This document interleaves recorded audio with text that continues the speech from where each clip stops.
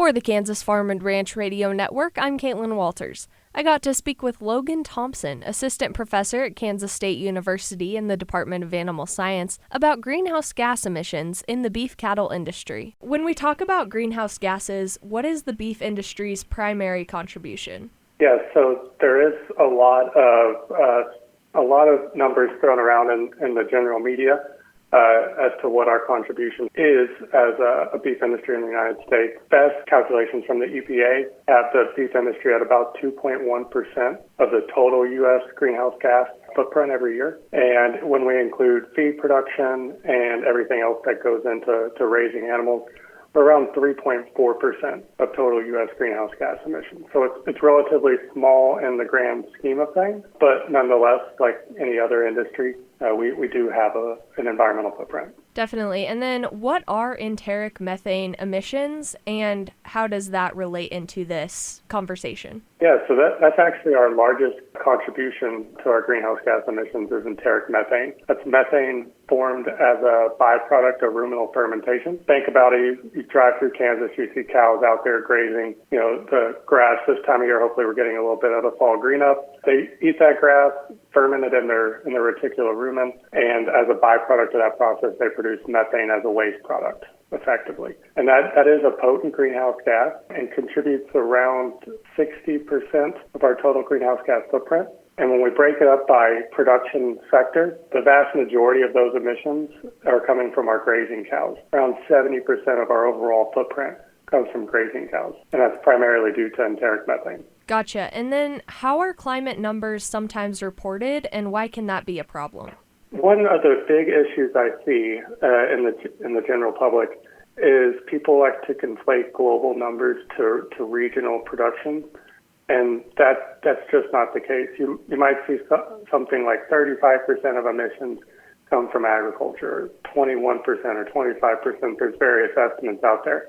Those are normally coming from global estimates and really are not reflective of our supply chain here in the U.S. We are, on average, much more efficient at producing meat than other countries. And so when people see that number, they start to get concerned about the overall impact of our industry. But as I said, we're only, with feed production, around 3.4% of our total U.S. greenhouse gas emissions on any given year. So we are much smaller than some of those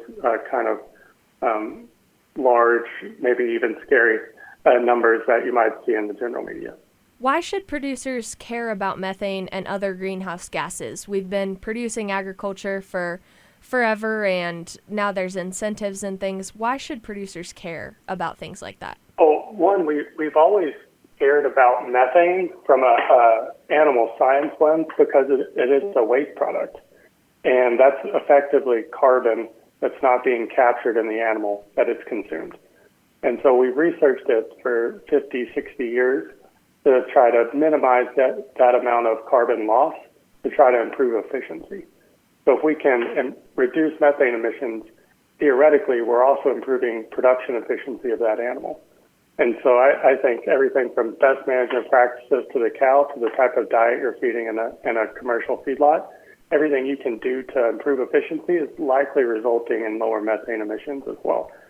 And then on the flip side, with where we are today with, growing interest in carbon markets, both, publicly funded or privately funded, I think there's a role for good management and reductions in methane emissions to play a part in those future carbon markets.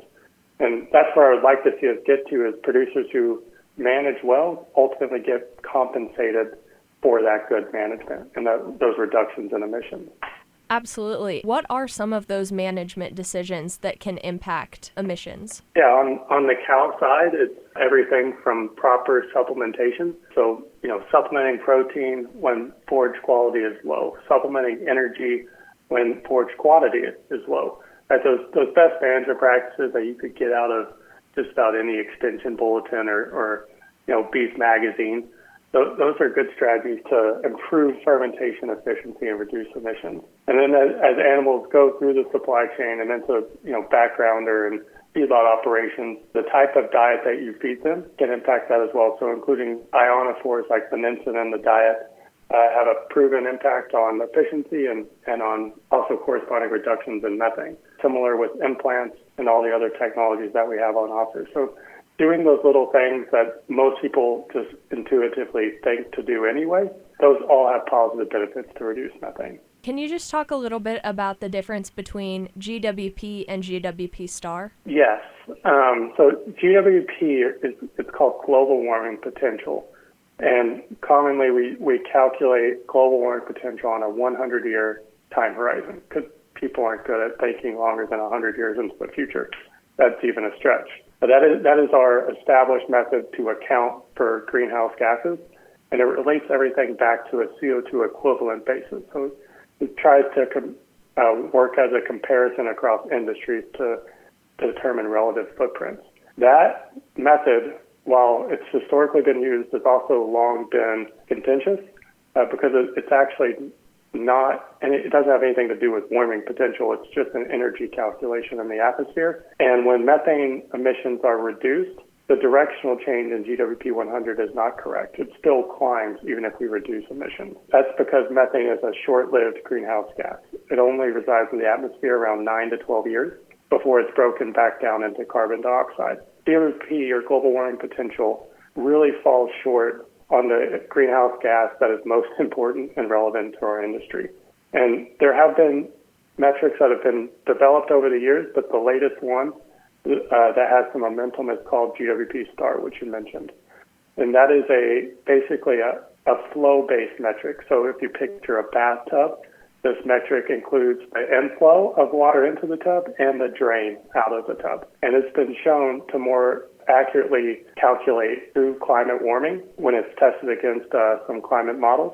And so in our experience, it's a more accurate reflection of our industry's actual warming impact. And when we do our calculations where we see, okay, how much methane do we have to mitigate in order to achieve some of the climate goals that our industry has set, it makes the number much more palatable.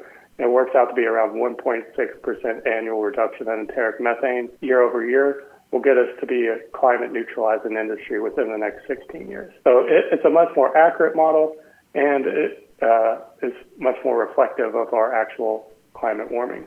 But at the current moment, it is not the established metric. Well, thank you very much. I really appreciate you talking with me about that. Yep, no problem, Kaitlyn.